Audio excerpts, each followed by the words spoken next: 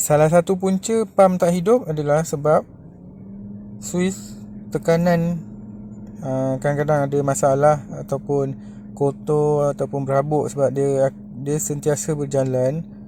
Jadi pada pelat sentuhan tu kadang-kadang kotor ataupun berhabuk. Okey, jadi saya nak cuba bersihkan benda ni dengan menggunakan kertas pasir. Kita nak gosok dia punya pelat sentuhan tu.